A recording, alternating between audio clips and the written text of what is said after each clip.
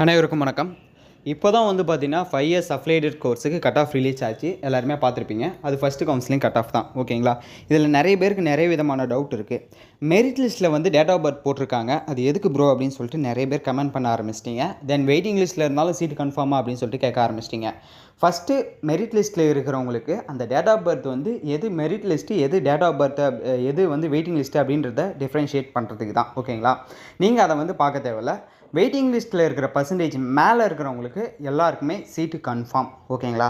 Then second counselling நடக்குமா அப்படின்னு சொல்லிட்டு நிறைய பேர் கேட்டுருந்தீங்க. எஸ், செகண்ட் கவுன்சிலிங் வந்து நடக்கிறதுக்கு வாய்ப்புகள் அதிகமாகவே இருக்குது. ஸோ யாருமே பயப்பட வேணாம். ஸோ சீட்டு வந்து மேக்ஸிமம் வந்து இதுலேருந்து 1% கம்மியாகி செகண்ட் கட் ஆஃப் ரிலீஸ் பண்ணுறதுக்கான வாய்ப்புகள் இருக்குது. தென் ஹானர்ஸ்க்கு கட் ஆஃப் எப்போ ரிலீஸ் பண்ணுவாங்க அப்படின்னா, எனக்கு தெரிஞ்சு நாளைக்கு இல்லை நாளன்னைக்கு ரிலீஸ் பண்ணாலும் பண்ணிடுவாங்க. ஸோ முடிஞ்ச வரையும் கொஞ்சம் அப்டேட்டில் இருங்க.